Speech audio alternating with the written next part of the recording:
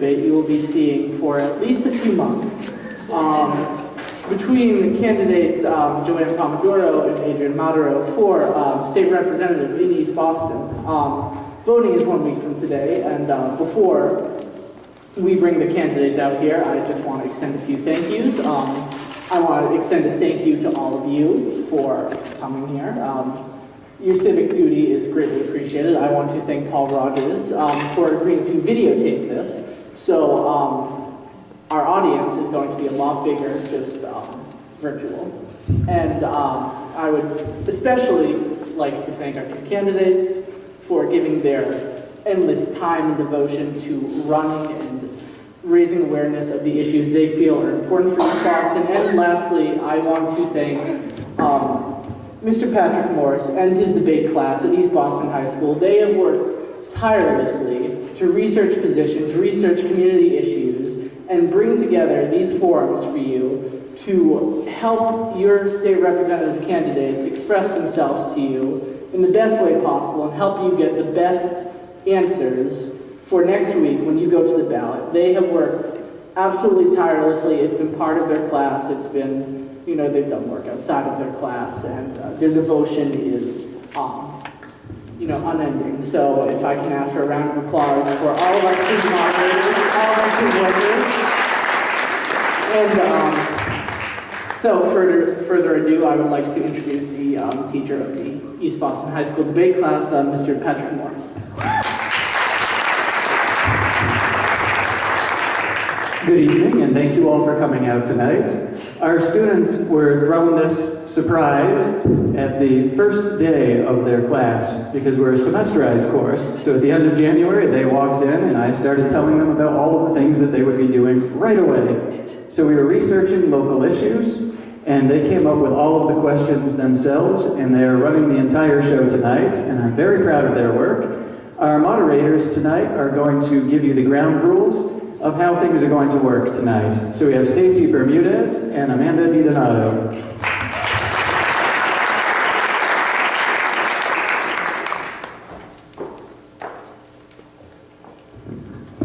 Welcome to East Boston High School State Representative Debate. For this event, we will ask a series of questions about issues affecting our community. We expect direct, specific answers from each candidate with clear plans of action. Each candidate will have 2 minutes to respond to each question. If a follow-up question is necessary, each candidate will receive an additional minute to respond. Time limits will be strictly enforced. From the audience, we expect respectful silence throughout the debate. Please refrain from loud comments and applause until the end of the entire debate. The only exception is right now. Please join us in welcoming Democratic candidate Adrian Madaro and Independent candidate Joanne Pomodoro to the stage.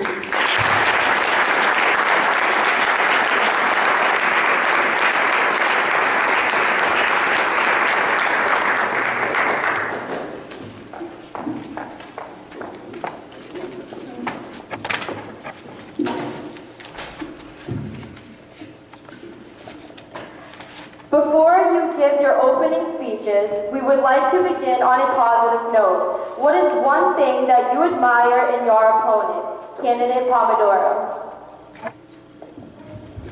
It's huge. It's a list. I think the world of him. I think he's a great guy. I appreciate him more and more each time we meet. He's a bright guy, and he's very caring, and he's committed to our community.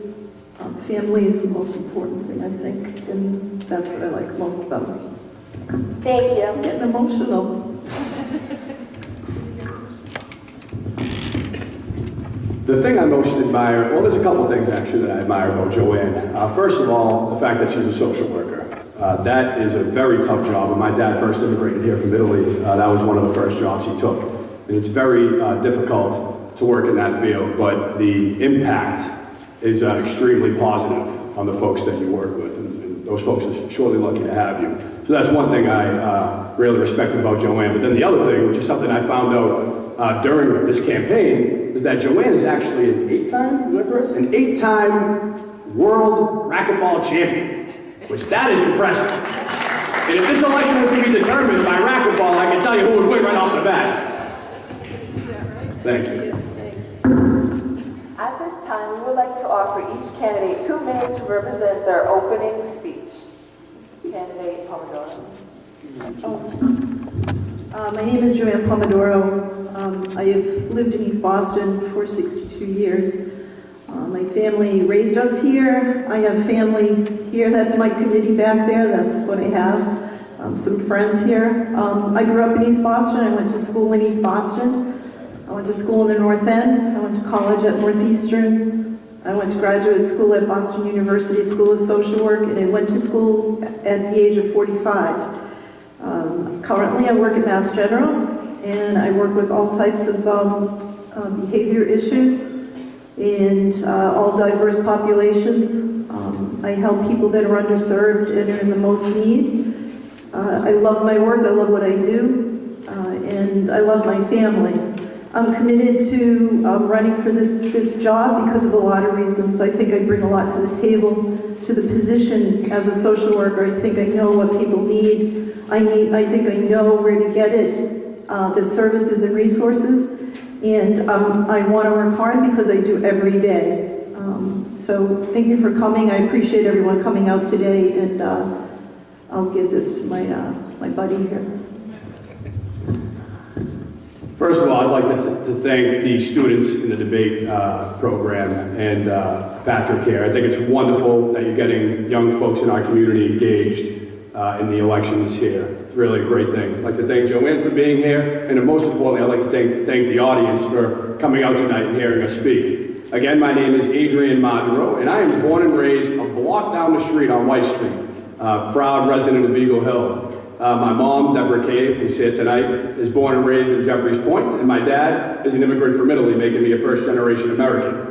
After Boston Land School, I went to Tufts University for undergrad, and as a senior at Tufts, I began working for former state representative Carlo Basil. At the time, I was his only legislative aide, and when it's just the aide and the rep, you have to really be a jack of all trades and learn all the ins and outs that the job has, whether it's constituent services, dealing with the budget, or working on the legislation.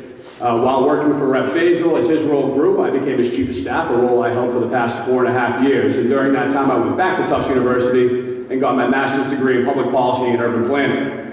The past 4 years working under Representative Basil, he was a wonderful mentor to me, really taught me the inner workings of state government, and I was fortunate to really learn the ins and outs of the job. I grew up in a family of community activists, and my mom has run the Eagle Civic Association for nearly 30 years, which meets right here in the high school. And so growing up in that family, steeped in community activism and civic engagement, it was very important that I did my part in giving back. So several years ago, I got very invested in the community, getting involved in a number of nonprofit boards.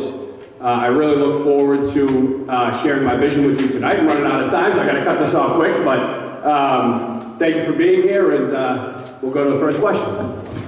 Did you say 2 minutes? How many did you get? What is one area in which you think the youth of East Boston are excelling? What will you do to foster its continued growth? Candidate Adrian. That the youth are. What is one area in which you think the youth of East Boston are excelling? What will you do to foster its continued growth? Certainly. Well, one thing, I'm really impressed that there's youth getting engaged at such a young age in the democratic process. I had a similar path that got me involved in public service. At Boston Land School, I pursued an internship that gave me a public service internship in City Hall. And that opened my eyes to a world of public service, and it was then that I realized I wanted to pursue a career in government because it can really help enact positive change in a community and really help people. And so the fact that the youth of our community are getting involved now is wonderful, and I definitely know that you're the future leaders of the community. There's another program through the high school that also gets youth involved, and it's actually something that I founded about 4 years ago now, and it's called the Mario Umana Fellowship, which you guys would be great candidates, so definitely check into it. Liz Brownell has the applications in the PIC office, but essentially it's just like the program that I did in high school, and it gives East Boston upperclassmen, East the upperclassmen, juniors and seniors, the opportunity to intern with a local elected official or a leader in local government. And the point of that is to really foster and engage the youth and really make them the future leaders of our community. So whether it's the debate team, the Humana Fellowship, the great athletic programs we have, the Zoom Mix, there's just so many opportunities for youth to excel and succeed in our community. There's more to be done, certainly, but when I look at other communities across the city, we're doing very, very well, and we should all be very proud and know that the future is in very good hands here in East Boston.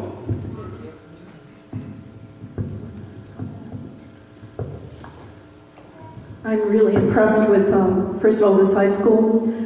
Anthony, what an amazing theater group you have here with little funding. I know Anthony a little bit, and he's done a wonderful job for probably little money, right? It'd be nice to get him some more money. Do you yay and me? Okay, thank you. I think that the kids in the community prosper most when we invest back into them, and I don't think that we're doing enough of that. I think there needs to be more funding for the theater and the arts, sports, help kids to become more confident and build their self-esteem. I'm seeing too many kids that are struggling with self-esteem right now in the lower grades.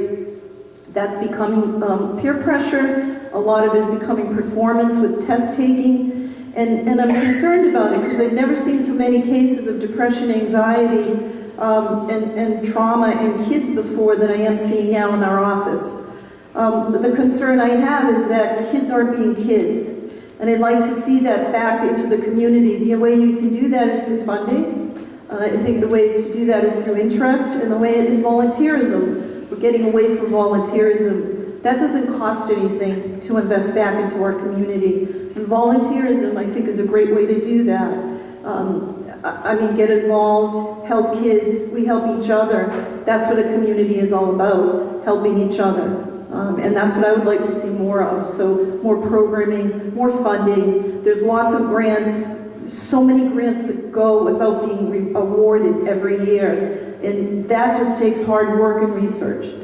So thank you, Anthony, for what you're doing at the school. It's amazing, and all your team here too. I'm really impressed. Thanks a lot. Thank you. What major issues do you notice with youth in East Boston today, Joanne? Well, I think I said some of them. My concern is I'm seeing kids earlier in schools. I'm struggling with self-esteem. The pressure with test taking is enormous. The pressure with excelling. Kids should be living lives that are relaxed and easygoing. And some kids just aren't college material, are just not good for school.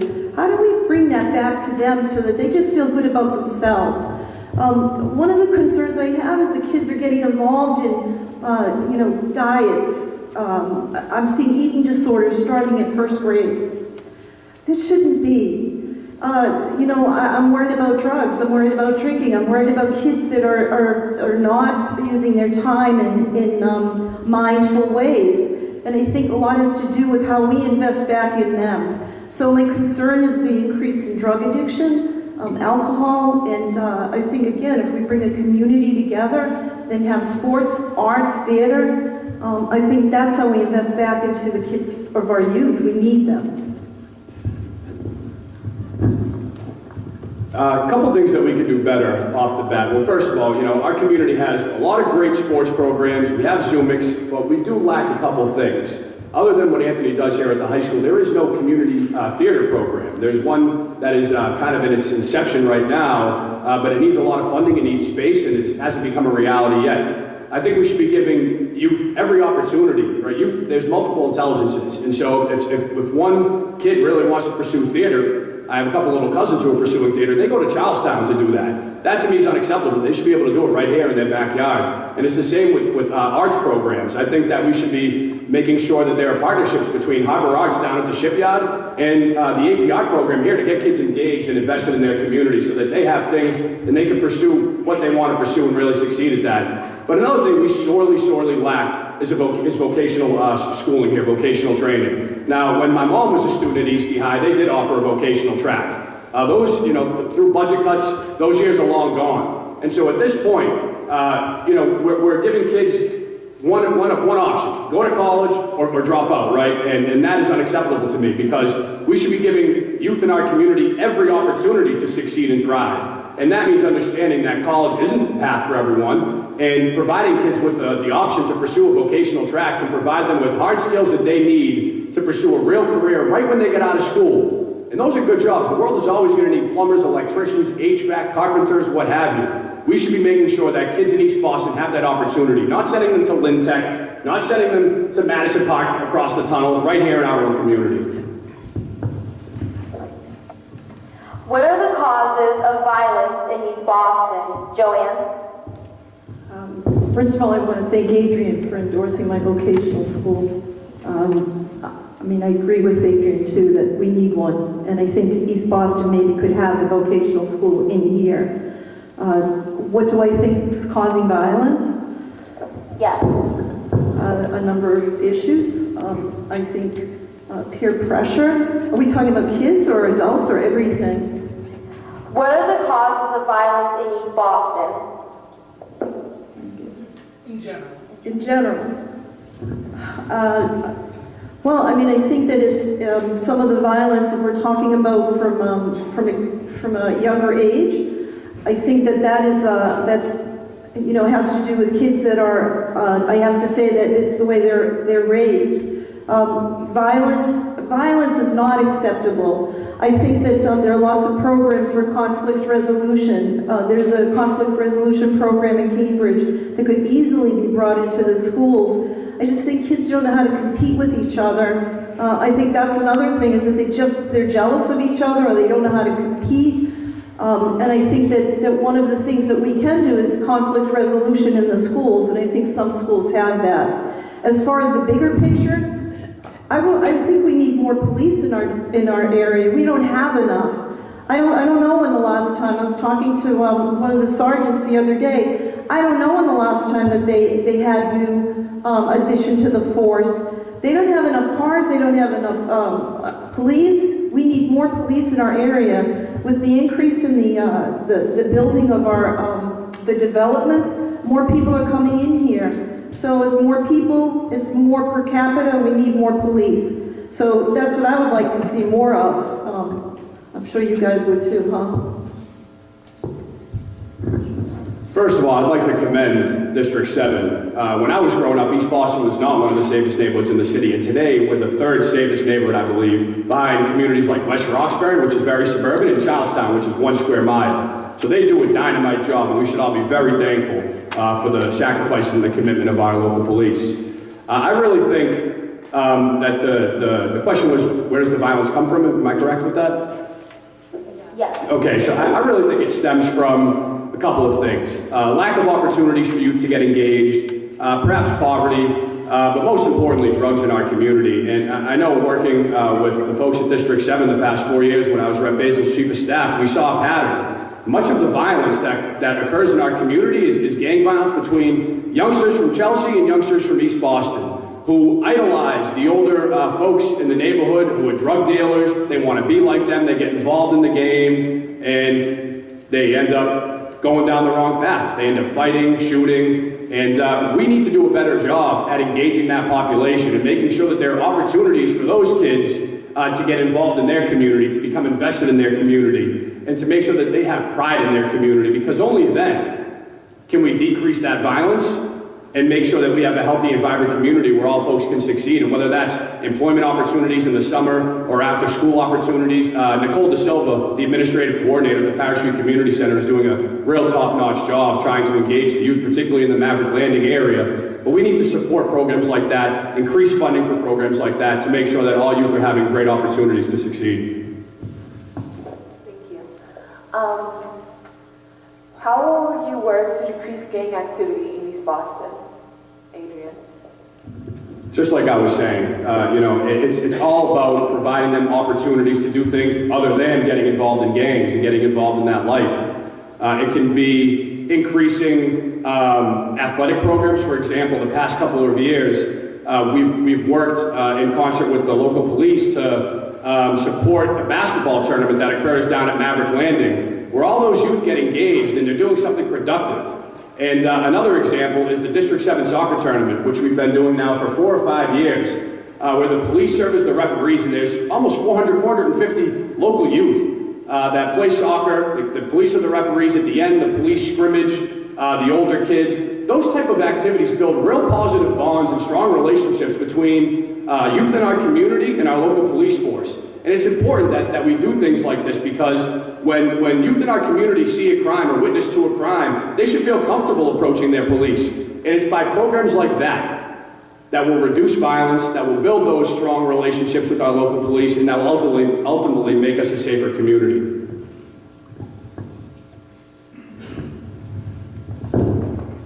East Boston is becoming very diverse. More cultures, more cultures are coming together. Cultures that we've not really experienced before. We don't understand each other. I think the cultural diversity is a problem here.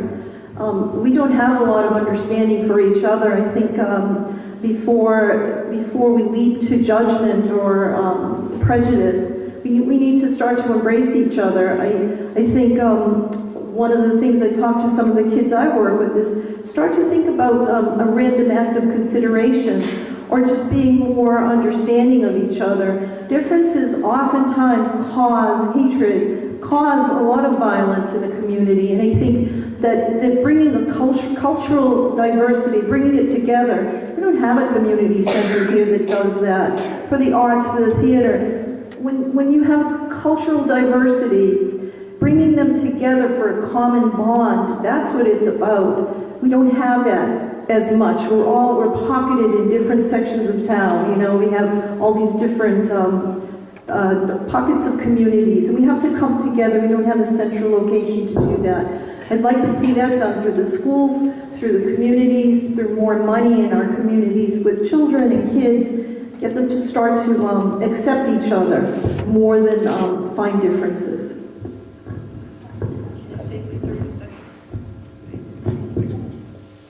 Thank you. What is your opinion on providing more internships and jobs for high school students who need to build experience for future careers? Joanne? Mass General has a wonderful program that provides mentorship and brings internship into the hospital. But as far as the community goes, I think we can do a better job with that as well. And I know that through past forums we've talked about this before. What better program than to have somebody come in and learn from you? We have so many professionals here and so much to offer.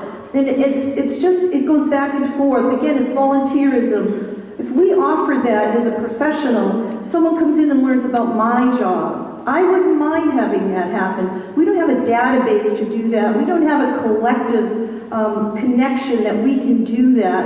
I think if we all got together, maybe, starting with us, and start to do that, we can build a program, but we need more businesses in the community as well, and I'd like to see that happen too. So it's a big program, but it starts in little steps. And I think if we all work together, we can build that as well.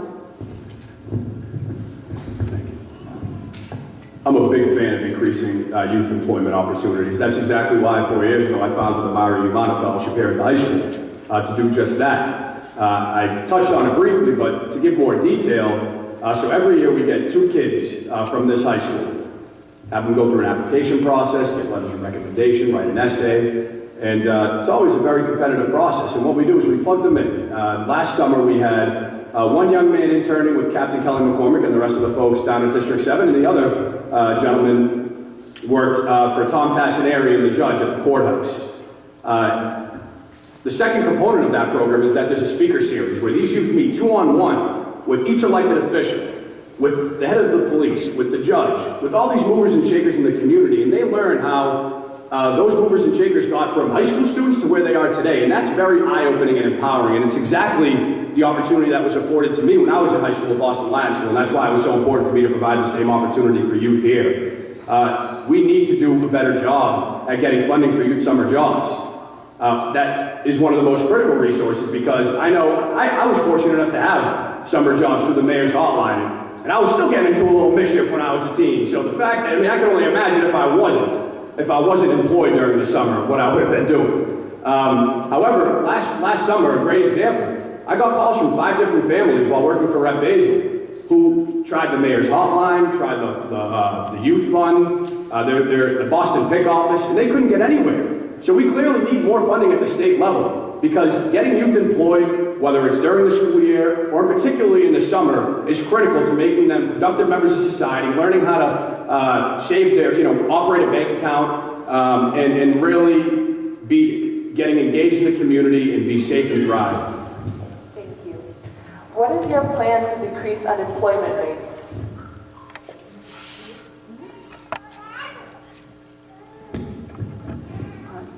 We need jobs, obviously. I think one thing we also need to do is increase the minimum wage. People don't want to work for $6 an hour, $8 an hour. I think we have to bring the minimum wage up. I think that would help bring jobs, if people apply for jobs more. How do we get jobs? We need enterprise in the city. We need more things in the city. We don't have a lot.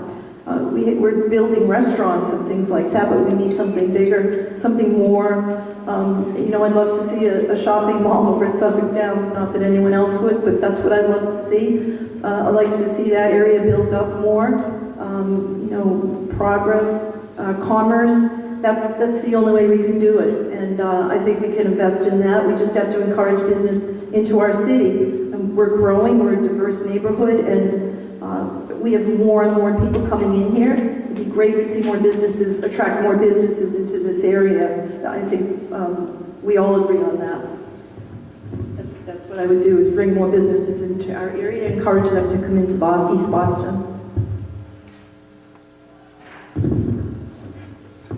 One of the calls I received most often while working for Rep. Basil was folks looking for jobs. And it is a very difficult phone call to field, because the days of elected officials calling up Massport and getting a job for residents like this are gone. And so now is the time to look outside of our community to get jobs. And I think you can't talk about economic opportunity without tying in transportation and transportation infrastructure improvements.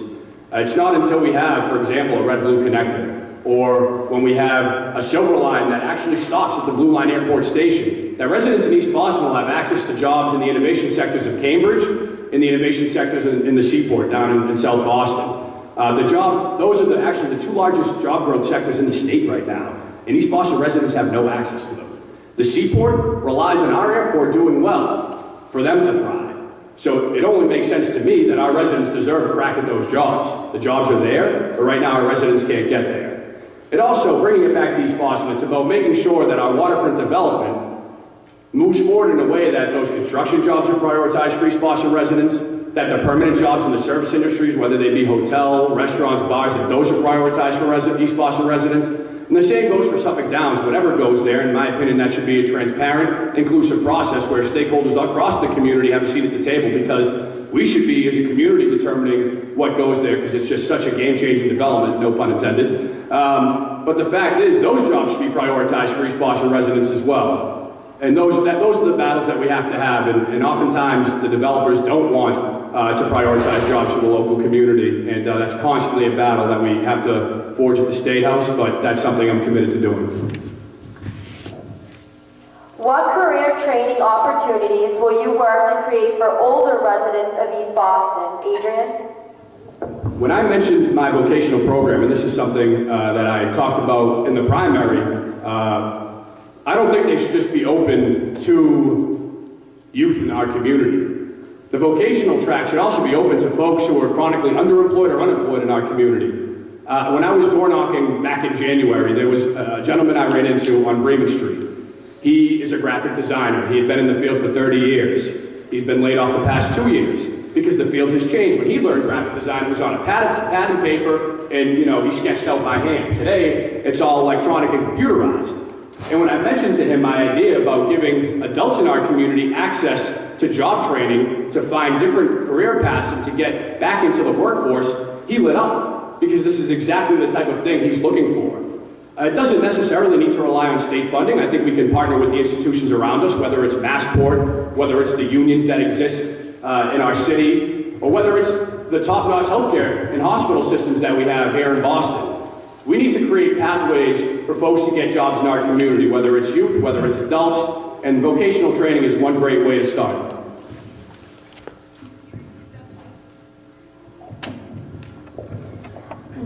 What career training opportunities will you work to create for older residents of East Boston? Older, like my age? 62? Come on, everybody, it's late. Let's have a little laughter here. Come on. Reinventing yourself is something I've done. You know, I reinvented myself at age 35. I reinvented myself at age 45. I found a new career. I followed an interest. I think people have to believe in themselves that they can find another career if one doesn't work, or if they're outsourced. To believe that you can do more than one thing in the world, I think is important. And to just encourage people to believe that there are other vocations, there are other ways that you can earn a living. And it doesn't have to be that you go to graduate school, which I did. You don't have to go to graduate school, but you can learn a new field. And it's just getting the experience and getting the exposure out there that people can do that. The only way we're going to do that, again, is in investing in our community, sharing new interests, and showing people that don't be afraid to take a risk at an older age. It's possible to reinvent yourself. I think that's a big piece here. What are your views on the state-level DREAM Act providing in-state tuition to undocumented immigrants who graduate from a Massachusetts high school? What are your views on the state-level DREAM Act providing in-state tuition to undocumented immigrants who graduate from a Massachusetts high school? I'd like to see a DREAM Act for everybody. I'm not dodging that question, I'm just saying that I think everybody who wants to go to college and has an opportunity or wants to do that, I think we should offer that possibility. I like the President's idea on offering community college to everybody, however, the first 2 years. However, my plan would be that there has to be some giving back. And that means that whoever gets that has to volunteer back into the community. And I think that's fair for everybody, not just undocumented individuals, but everybody, because I think everybody wants an opportunity to have these things. I think it should be open and fair to kids, and I think that that's one of the ways to do it. Volunteerism, once again, I bring that up. We don't do enough of it, and I think that kids will learn to give back to their community while getting something back for them. That's the way I see it. I support it. I think it's a long time coming.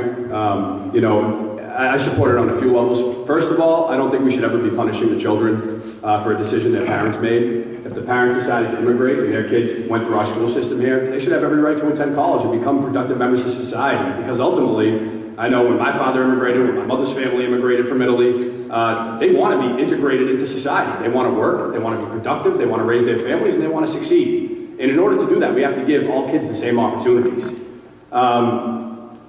So that's definitely, I do support in-state tuition. And I support opportunities, giving youth opportunities.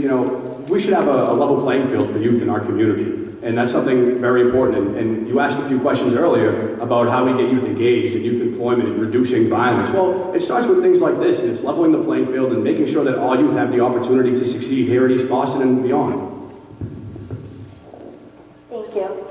How will you promote your views to other state representatives so they agree with you? Adrian.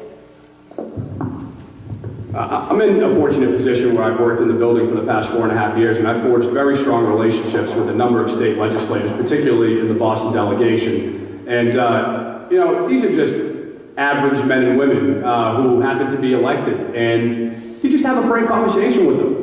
And oftentimes sitting around the table and talking about the pros and cons of something and using real life examples of what's going on in your district. is what does it. And to touch on the in-state tuition, I can give a perfect example. If I were talking to my colleagues in the State House about that issue, I would give the example of my good friend Raphael. Been here since he was 4 years old. We attended Boston Land School together. He and his parents immigrated from Brazil when he was 4. He's tried to become a citizen his entire life, and he's been denied. He wasn't able to get any help to go to college. Now he's saddled in debt, and it's really hindering his life. He's not able to become a productive member of society. He's not able to get involved in, for example, nonprofit boards and things like that he'd like to get engaged with in this community, because he has to work 4 jobs in order to make ends meet, in order to pay back the school loans because he couldn't get access to aid. So, by giving real-life examples of people that are going on in your district, that's how you get through to other state legislators, because oftentimes they're experiencing very similar things in their own districts.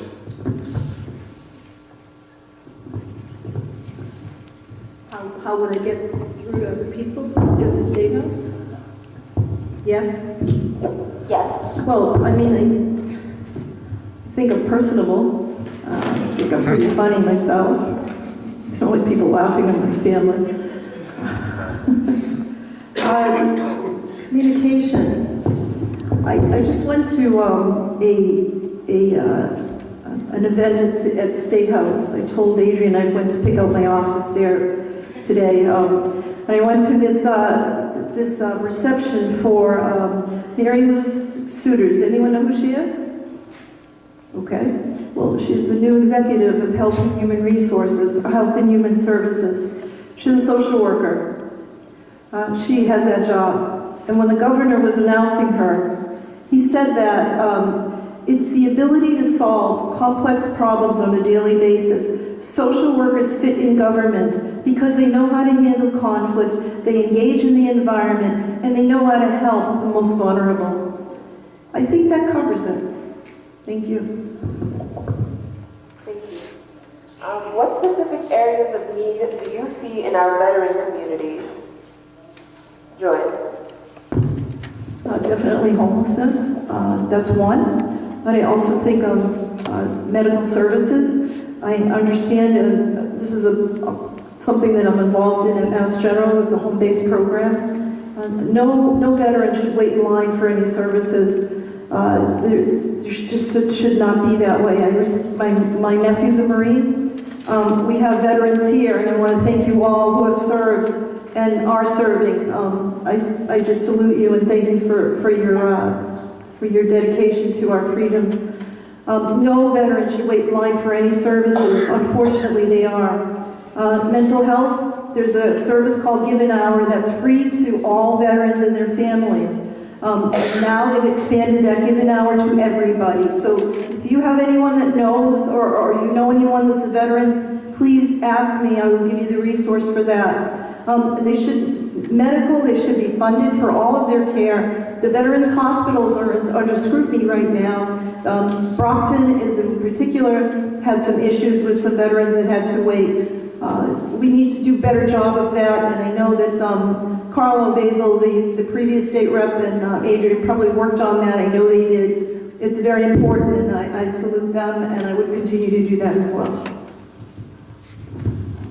This is certainly an issue that's near and dear to my heart. My sister and her husband, who are here tonight, are both veterans of the Marine Corps. And what I can tell you, having worked for the Veterans Committee the past 2.5 years as the Chief of Staff under Carlo, was these brave men and women are promised the world when they go serve overseas. They make unbelievable sacrifices that we couldn't even believe or begin to imagine. And they come home and they're often given far less than what they deserve.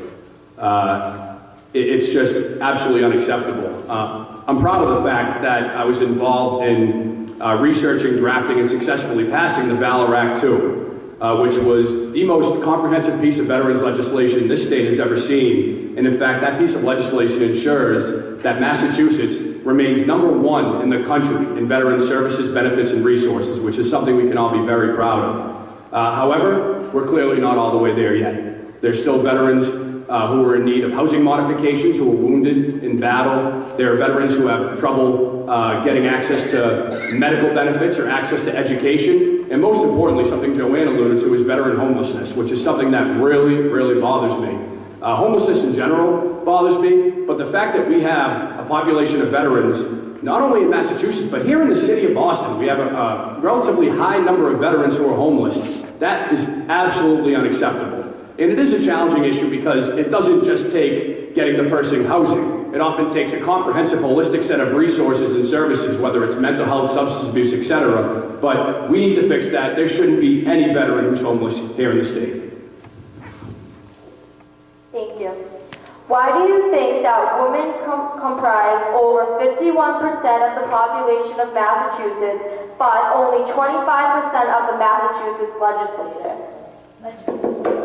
Joanne. What? I think that's changing a little bit. I think that's changing more and more. I mean, it takes a risk to come out here and run for a state office. It certainly does. I'm learning a lot, but it's also a risk. There's challenges. I've learned a lot. I've learned who my friends are. I've learned who my friends aren't. I've learned about ignorance. I've learned about the law. I've learned about the state. I've learned about my wonderful competitor here.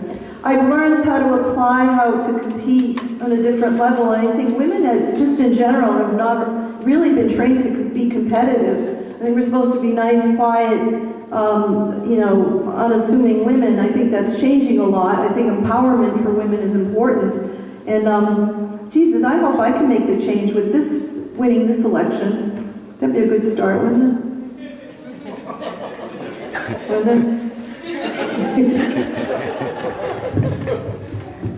I grew up in a strong woman-headed household, so, my mom runs the show in the house. My father would kill me if he heard it, but it's the truth.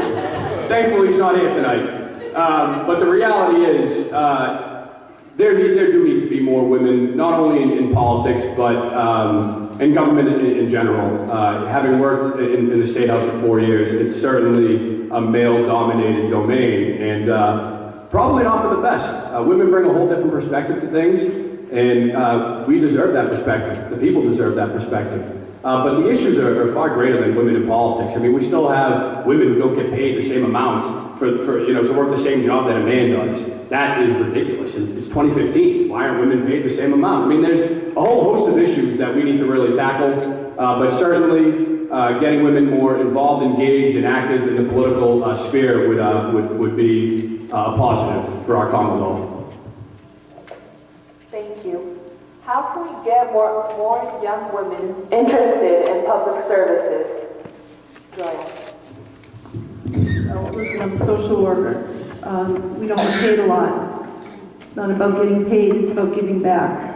I think that if you generally show people how important being a social worker is, or any of these fields are, it's giving back. And I think that that's more important than most things right now. Public service is important. Getting involved in your community, being a stakeholder in your community. Lots of times we're all complaining about things, but get involved.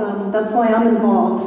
I felt, some things needed to be changed, so I decided to run, and I got involved. I think women need to know that they can make changes, that they can be change agents, and they can affect change.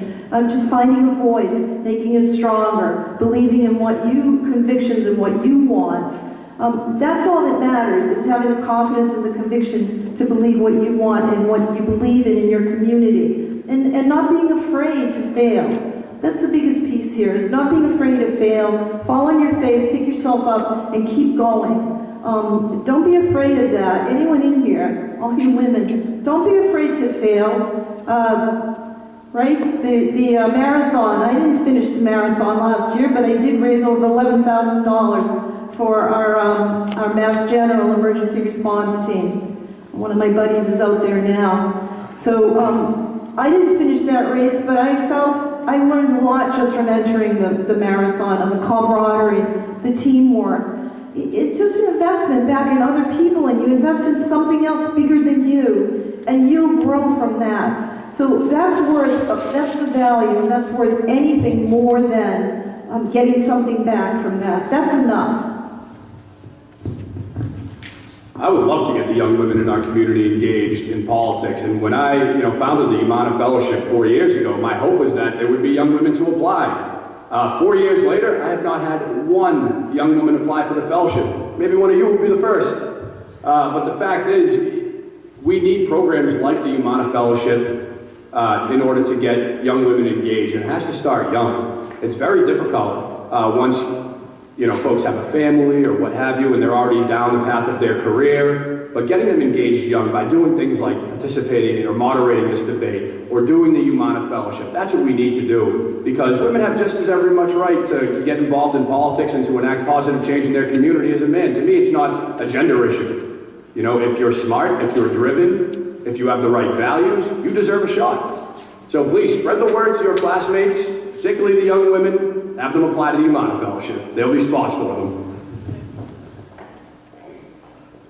Do you support the Olympic Games being held here in Boston? Joanne? Only if I can compete in the racquetball tournament. I don't. Unfortunately, I don't. I think that we have many more things that we have to worry about in our community than sponsoring the Olympics. It's too big. It's too much investment. It's creating a huge issue in our area. Already, it's a cost factor. Too much money is being spent already on the hypothetical of doing it, and even today they're going to invest in someone to do a private study. Well, great. There's more money. I think we could do a heck of a lot more with that money. Sure, I love competition. Trust me, I'd love to see some great sports events coming here. I don't think we're ready for the Olympics. I think we're ready for a better community. And I think the money needs to be invested back in our community, to our young kids, to our elders, to everybody. But I don't think it's in the Olympic. I just don't see the Olympics as a good thing for us right now. For me, the jury's still out on the Olympics here in Boston. On one hand, I think, yeah, sure, it could be cool. We can have the Olympics. It'll be 2 weeks. We see a lot of interesting things. But on the other hand, we're a cultural and historical destination that people flock to from around the globe to come see what we have here in Boston to offer with world-class educational and healthcare institutions. The only way at the moment I could be supportive of the Olympics is if it resulted in long-term targeted investments for our city and state. What I mean by that is a red-blue connector, extensions of our blue and green lines. The fact that the Olympic housing or the Olympic Village needs to turn into some permanent use, whether it's mixed economic development and housing, things of that nature. In my opinion, they mentioned Suffolk Downs as a possible site for a temporary stadium. The residents haven't had a say in that. They can't cut the community out of that conversation, number one. Number two, if it's going to happen, I want to know what they plan for after the temporary stadium when it's taken down and we're left with what exists at Suffolk Downs right now. The community has to be involved in that. If the Olympics did result in some long-term investments, I think it could be a great shot in the arm and an economic boost. However, if what we were left with was similar to Athens, Greece, or Atlanta, Georgia, where if you look at the casino, the shell of the Olympics now, the skeletons, that's what they are, they're skeletons. The buildings are still there, they have never been adaptively reused, they just sit there and exist. We don't need that. That would be a waste of taxpayer dollars. However, I'm sure there is a way we can make it work, and I look forward to seeing the information that comes. Thank you. Have you reviewed or attended any of the meetings or plans for the Boston Olympics? Adrian? I haven't had the opportunity because this whole conversation about the Olympics has taken place during this election. So I've been pretty focused on, number one, working to win the primary, which I was very proud to become the Democratic nominee, and thank you to those in the room who supported me. And now Joanne and I are battling it out for the general election on the 31st. So certainly after this election, I intend to get involved and do my due diligence and learn what I need to learn to make an informed decision about the Olympics. Well, I've been hanging around him, so I haven't been able to go either. I'd love to go to a meeting, and I want to hear more as well. I think they're going to come around to our community, but until this is over, as the independent, and I won the primary too, didn't I? Yeah. I got a double promotion. It's the only time I got a double promotion as the independent right into the to the finals. I just want to make one correction. People think that I selected either Republican or independent, and I want to take the chance to just say I'm an independent. I was an independent when I started voting way back in 1802. Just want to make sure everyone's awake. When I started voting when I was 18 years old, and you know, I'm an independent, and I've always been, so I'm not waffling back and forth. I don't know where that came from, but I just want to set the record straight. So I think we'll both be going to a meeting. I think we have a lot to say, and I think we have a lot of input. Thanks. How do you plan to use your unique expertise to make East Boston become a healthy and thriving neighborhood without rising living costs and gentrification driving away old East Boston families? Adrian? Certainly the East Boston. Hold on. Hello? There we go. Certainly the East Boston. She's trying to mess with me over there, sabotage me. You know, the East Boston of today is not the East Boston of my youth, when there was a lot of disinvestment, homes were falling apart, vacant lots everywhere, and people were leaving this community in droves. Today, it's one of the hottest real estate markets in the country, written about in national real estate magazines. Every developable lot is being developed upon, homes are being restored, money is exchanging hands like I don't ever remember seeing in my lifetime. We have waterfront development, and that investment is certainly good for our community. It will lead to positive things. However, it does bring up a serious concern of mine. And I think we're at a critical juncture where we could become another case study of other Boston neighborhoods, whether they be Charlestown, South Boston, the North End, where those communities don't have long-term residents anymore. They've been forcibly displaced due to rising rents. So it's really incumbent upon the leadership in this community, both the residents and the elected leadership, to take a stand and make sure that, number one, we're pushing for balanced, responsible, thoughtful development. As a state legislator, I would do that in the State House by making sure that our local community development corporations like the East Boston CDC and NOAA have the funding they need to build workforce housing, family housing, middle-income housing, whatever it is. We also need to make sure, working with private developers, that there's a balance of rentals and ownership. And right now, there's been a lot more ownership, rentals than there are ownership. And in order to make a community where people invest, raise families, and thrive, we need to make sure that there's a balance of everything. Only then will we keep the East Boston that we love. Because as soon as we lose the people, we lose what makes East Boston special. So that can't happen. Thank you. Sorry. That you shut me off. Sorry. Wow. What are you working in cahoots? Big thorn in my side. This housing stuff. Gentrification and pushing middle class, which I feel is our lost class right now. We are the working poor. The rents are going up. People can't afford to stay. It shouldn't happen. We have either luxury condos or we have affordable housing. That's a lottery. I would much rather see us have a balanced opportunity for everyone to stay here. Sure, if you invest and you're able to buy, that's great, because then you're a stakeholder in the community. The problem with the zoning the way it is right now is that it's all renters. So that renters, the developments come in and they build these developments, these things right on the waterfront, these monstrosities. People are moving there, either they're luxury condos, which most of us can't afford, or it's the lottery and you can't get in the lottery. So after they pay their mortgage off, those rented apartments for affordable housing then are able, the developer is able to kick people out and then sell those apartments as condos. And that's going to displace communities. That displaces people. It puts people back into the community as needy and needing a place to stay. People don't know that about this part of the building process here. We need to pay attention. People need to be well informed. I don't think people are, and until I did the research, I wasn't either. So something has to be done. They use the word transparency. It can't be selective transparency. It has to be all transparency. Because I think East Boston, I grew up here, it was pretty darn good. and I'm proud of where I grew up. And I'd like to stay here, and I think all my family has grown up here, and we'd like to stay here, and all yours have too. So let's work, stop, S-T-O-P, okay.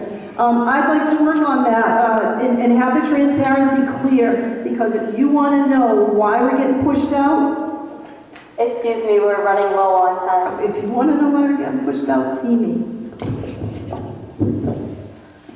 What is the most important issue we need to address in regards to substance abuse? Joanne. Go to the right place, social worker right here. What's happening in our community and in our state is that we don't have enough services. So what we do is we are having services and then we cut them. We don't have enough staffing.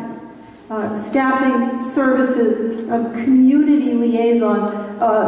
We don't have enough for addiction education. We don't have enough to help ensure that people that are in recovery work to keep them in recovery. We just get them recovered and out they go. Lots of our clinics can do a better job with that, but it needs funding. And if the government keeps cutting back on funding and staffing, we're going to continue to have a growth in addictions, alcoholism, a lot of other mental health issues that need to be addressed. So for me, I would definitely get back on the budget and put more money back into it. We're losing kids.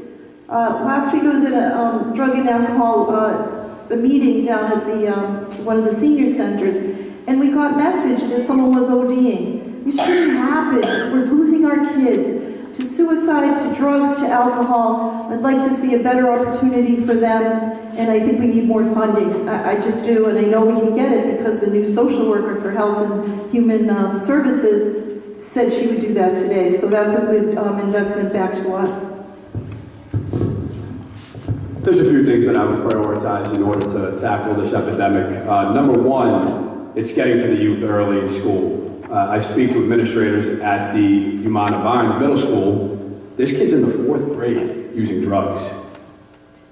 We have a year-long curriculum on sexual education. In a 180-day school year, there is 1 day dedicated to substance abuse awareness. That is unacceptable. There should be a curriculum just like sexual education, so these kids are understanding what's going on in the community around them and how to deal with what's going on. Another thing is reforming mandatory minimums for folks, for drug offenders. There's far too many folks who get arrested and sent to jail for minor drug offenses who, the root of the problem is the fact that they're addicts. They don't need jail, what they need is help. And what happens when we send them to jail is they come out never having received the help that they need, and they revert right back into using. If we, instead of sending them to jail, send them to facilities where they can get the help they need, that would help them become productive members of society and really succeed. And then the last thing is the follow-up. And this is something that I wasn't aware of, and I learned from my friend Joe Ruggiero in conversations with him. There is pretty much no follow-up. So once someone gets out of a drug rehabilitation program, they just say, good luck. And how does that make sense? There should be folks monitoring what's going on. There should be consistent follow-up. They need that support, and we should be providing that support as a state to make sure that folks can remain productive members of society after we make the investment to get them the help that they need. Thank you. With the new infrastructure being built along the waterfront, how will you ensure that all parts of East Boston get their needs, like roads and sidewalks, fixed? Adrian. Can you repeat that question? Yes. With the new infrastructure being built along the waterfront, how will you ensure that all parts of East Boston get their needs, like roads and sidewalks, fixed? Well, certainly with the waterfront development, that particular area down along the waterfront is going to see improvements in sidewalks, in the streets, in the infrastructure. In order to make sure that our roads and streets and sidewalks elsewhere in the community, we really need to work with City Hall. And I'm prepared to do that. If I'm fortunate enough to be the next state representative of East Boston, not only have I built good relationships with folks in the State House, but I've also built very strong relationships with folks in City Hall. And you have to have an open dialogue, an open line of communication in order to prioritize where roads need to be fixed, what sidewalks need to be fixed, potholes filled, street lights that are out. Only if you have that open dialogue, those lines of communication, you're able to get those things done from a state level.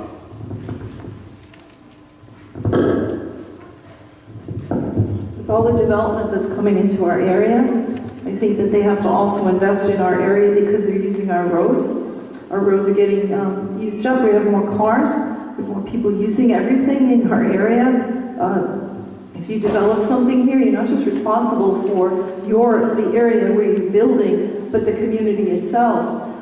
If the city wants to keep adding apartments and condos in here, then they have to invest back in us as well. And responsible for our roads. I mean, look at our roads now. We have one road in and one road out, really. The tunnel, and we have the Ted Williams. But we have traffic all lined up on Bennington Street. We can't even get home in the afternoon around 4 o'clock. So, you know, our roads are being used by more and more people that are with driving. They have to invest back. So if the city wants to keep allowing people to come in and develop, then the developers have to donate, give something back to our community. And I think that's in the terms of how they can help us out too. Thank you. Would you support raising taxes on the highest income earners and corporations to fix infrastructure and fund education? Joanne? Why not? Just kidding. Sure. I mean, I think that what is the adage, and it's always been, the rich get richer and the poor get poorer. There's a reason why they make money, maybe because they're investments, that's great. But there's a level here of funding, and there's a lower class. It's called means tested. We're kept below poverty level for a reason. It's social welfare policy 101. You know, there's a class here, and people are kept below poverty level for a reason. And that shouldn't be, because it's not balancing off any of our taxes or helping us out. Keeping people dependent on the state, on the city. That's what happens with means testing, and that has to change. That hasn't changed in years. It needs to be adjusted. That's where I would start first. I definitely think making our tax structure more progressive is a great idea. I don't see any reason why the rich shouldn't be giving more. You know, if those who have the means to give more did give more, or were required to give more, I think we'd see a lot of improvements in our city and in our state. I can tell you what, that burden shouldn't be placed on anyone in this room, but you know, those predominantly out in the suburbs who make a lot more money, they should be making sure that they're paying their fair share, because we need the help. It touches on a number of issues you talked about, whether it's the gentrification and the need for housing, whether it's youth enrichment programs. There's so many things that money could go towards, and I think that that's a thing, that's absolutely something we should look at as a means to improve our society here in the state. What measure does the state need to take to repair and reconstruct the MBTA? Joanne? The MBTA. We have given more money to rescuing, saving, and taking care of the MBTA issues, and I think that they have needlessly spent a lot of the money that they've been allocated, but I also think that it's an antiquated system. I think that, I don't know, I like to see it privatized. I'm not sure if the way it's going right now is any better. But I think it was unnecessary for people to be lined up in the streets 2 to 3 hours waiting to get home. That was not acceptable. And the fact that the politicians all decided to take the train the other day on the sunniest day was not a good example of how you learn what everyone had to go through on those stormy days.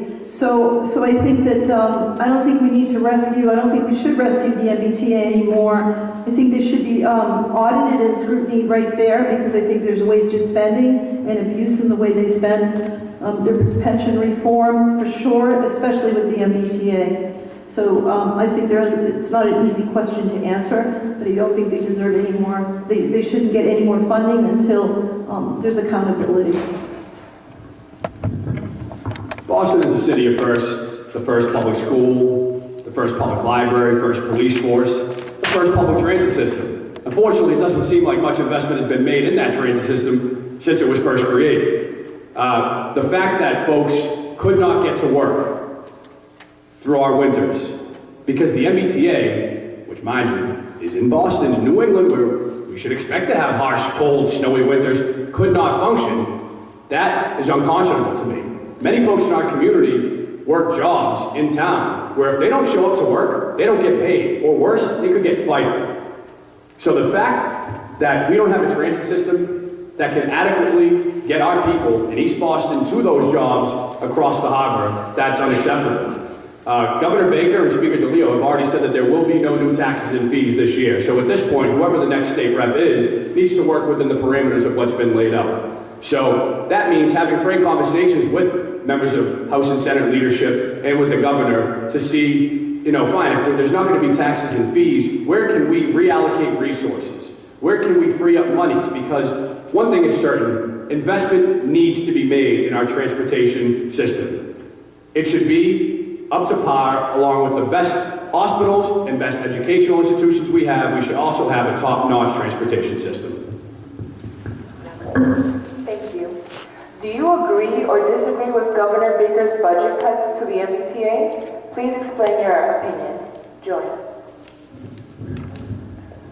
I think that there was a change in that because I think that they were awarded more money. So I don't think there was budget cuts to the MBTA. There's more money to the MBTA, and I think it was 2 weeks ago that they got more money allocated. So, what else are you going to do? You have to invest back somewhere. Now I hear we're getting new cars, new trolley cars. Why now? Where were they in the wintertime when we needed them? I also want to say that it wasn't just people going to work. People that were going to get treatment for medical issues, for cancer, people were pushed back for their treatment by weeks. I worked with a lot of medical patients who couldn't even get their dialysis. So we had a major issue, not just employees, we had a major health issue. That has not been addressed. I've not heard that being addressed. So that's my concern. But I think that they received enough money, and I don't think they should receive any more. I certainly wouldn't support budget cuts to the transportation infrastructure here because it's just far too important, and we can see already how bad it is. We need to be investing, not cutting. Again, whether that's freeing up monies, whether it's reallocation, whether it's looking at waste and abuse through the department, perhaps an audit is what's necessary. But we need to invest in our transportation infrastructure because for a community like East Boston, good transportation is far too important. It ties to jobs. It ties to so much. We deserve a good transportation system. It's great that all the Blue Line stations have been renovated in East Boston, but that to me is more of a cosmetic fix. It's like if you have an old car and you bring it and get a new paint job, but the engine is still rusty, it's not going to work. And that's exactly what's going on with our transportation system, is that we push for cosmetic fixes, but have not tackled the infrastructure. For example, the switches that allow trains to go on different tracks. Again, this is New England. The fact that we don't have heated switches that operate in the cold is insane. My girlfriend is from New York. The trains never stop in New York. They've had heated switches for probably decades. They laugh at the fact that we don't have heated switches here when we have the same winters, if not worse winters. So I would not support budget cuts. We need to invest. Please ask your opponent one question. Adrian? Question.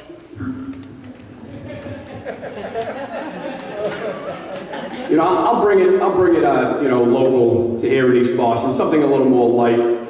Joanne and I are friends. We like to have conversations. Joanne, what is your favorite restaurant in East Boston? Me, I'm a big foodie, so this is going to be an important one for me. Want to know what my favorite restaurant is now? Sure. Well, after my experience at Italian Express last week, where he didn't know who I was, and I had the newspaper with my picture on it, I said, what do you think about this bum running? And he said, she doesn't get it.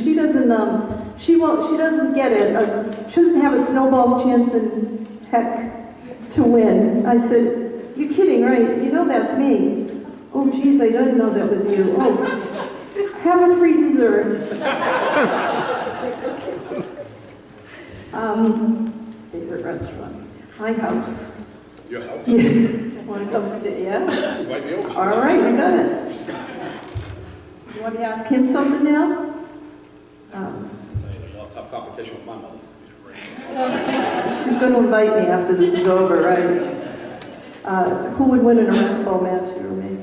I think I'd give you a good challenge, but look, truth be told, I've never played racquetball, so I'd probably have to give you the advantage on that one. But maybe you can give me a few lessons, and then we can have a good competition. If we both work for each other, how's that? Yeah.